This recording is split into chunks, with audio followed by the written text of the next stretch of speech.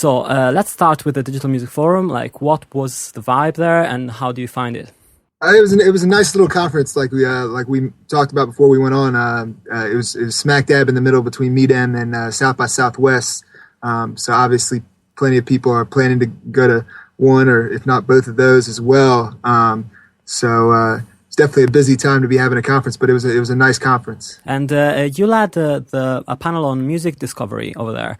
How did that pan out, and what did you find out about other companies that are doing music discovery, and who are the big players at the moment? Yeah, well, for one, just to clarify, it was more of a breakout session than a panel. In fact, it really surprised me when I think digital music. When I think digital music, the first thing that comes to mind for me, and naturally, would be music discovery. Yeah. And yet, I was the only thing there that had anything to really do with music discovery. Wow, that's incredible. For better or for worse. I mean, obviously, they covered a lot of topics. Sure. But I was the one thing that was specifically catered to that section. But in terms of my breakout, it was great. Had a lively discussion, and like you said, a lot of people that weren't necessarily familiar with Rankum before definitely were familiar with it by the time we got out of there. Along the lines of that, people like from the Echo Nest, Brian Whitman, I believe is his name. He was there. He gave a lively presentation about all the cool things that they're doing. A lot of companies have concentrated so many resources on getting the music out there, like Spotify, for example. But they sort of like left to, as an afterthought, the music discovery process. Do you find that a lot of people are scrambling to try and find a solution to the problem, or is this something that they paid a lot of attention to? When it comes to music discovery, I think everybody there is familiar with Spotify. I don't think there was any denying that. They've done a great job of marketing and creating buzz. But I'll say one of the things that stuck out to me, and I saw it's already been causing a stir a bit, was Russ Krupniks from the MPD group. He went on record and said that from their research, they found that I was looking over my notes. He said they found 41%, a 41% greater likelihood that people from the example he used from Pandora would be more inclined to buy, as opposed to a 13% decrease from the free on-demand streaming like Spotify and the Groove Sharks of the world. And that was a stat that definitely stood out to me from the conference. And like I said, I looked over an article today, and already Spotify's coming back with a response. But good for them. I mean, obviously they need to address something like that when a big statistic like that comes out. Yeah, sure. I mean, it's not easy for a consumer. I mean, I tried Spotify, the premium service, and it's quite easy to just stand there and look at the blank window and not have anything come into your head that you want to listen to. So for some people, it's easier to have just Pandora switched on and just listen to that, and not have to think about what they're going to listen to next, I guess. Well, you just gave me a perfect lead-in, because that's exactly where Rankum is supposed to come in. The way I see it, we're the second step in the music discovery process. When you freeze up and you get stuck, like you said, basically when it comes to Pandora, you stumble across an artist you like. I mean, at least my natural reaction is not to ask somebody, okay, introduce me to the next artist. I want to find out what's the next best song from the artist that I've just embraced. Yeah. So we can help all of those streaming services with a common issue like that. So cool. And Rankum actually went public during Digital Music Forum, didn't it? Yep. Oh, cool. And so basically now it's open to anybody that wants to use it. And how are you looking to expand, and where do you think lies your biggest audience?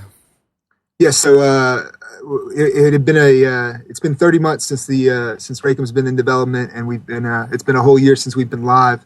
And it was just time. It was just time for us to get out there and really introduce it to the world, per se.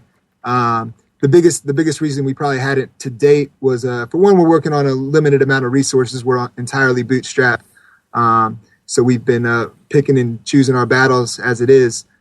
Sure. But also we wanted to establish a foundation of rankings. So we want people to come to the website and be able to, at least to a degree, trust the rankings, because they're coming from the people that know each artist the best.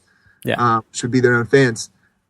So now it's live. It's open to anybody to use. And the way we see it, hey, if you stumble across an artist you like and you look at the rankings and you disagree, love to have you add your own, because it should only improve with the more rankings that that get submitted.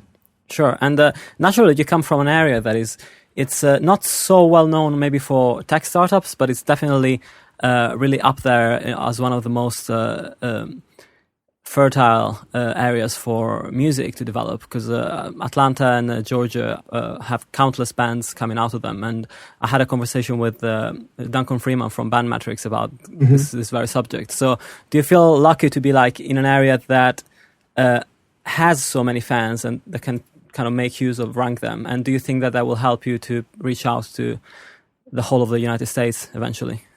Oh, absolutely. Yeah, like you said with Duncan, and I imagine we share a similar sentiment. I mean, Atlanta is known as the hip hop capital of the world. Athens is home to just a tremendous amount of indie bands, and it dates all the way back to when REM and Widespread Panic and the B-52s were coming out back in the 80s. Sure. So we've got a lot of rich history going on here. And if there was ever a startup to be based out of Athens, which is where we are, it'd surely be a music startup.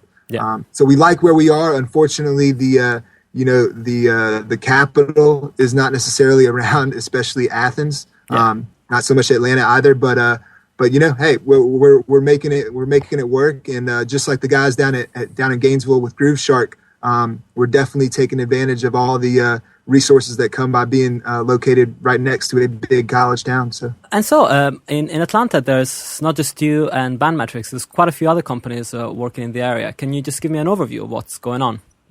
Yes, so Free All Music, I know, is one that's making a splash of late. They've gotten a number of quality write-ups from some big publications. So they got $1 million in funding. Then there's Zeus Mobile, who's also really starting to emerge, and they're strictly focused on developing a number of different mobile apps. One of the more unique projects, in my opinion, but I also like the idea that it's behind it, is this company called Kush. It's a KHU.SH. Yeah.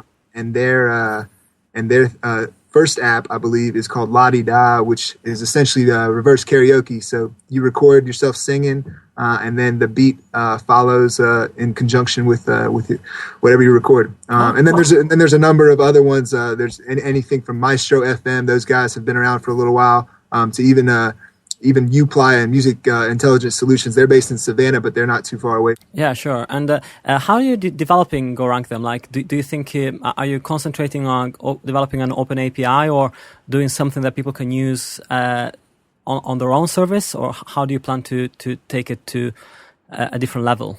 Yeah, and just to clarify, it's Rank 'em with an apostrophe EM. Yeah. Obviously, there's a little pronunciation across the pond, sure. But I just wanted to make sure that was recognized. In terms of the open API, I think, like I said, Rank 'em is the second step in the music discovery process. Once you've identified an artist that you would like to, dig deeper into. And on that note, I really think we're more of a complement to just all kinds of existing services out there. We're more of a complement than we are a competitor. Sure. So because of that, I definitely think it would be in our best interest to open up an API and allow all these sites that are out there to take advantage of what we provide. Cool. Well, thank you very much for coming to the show again, and have a great day.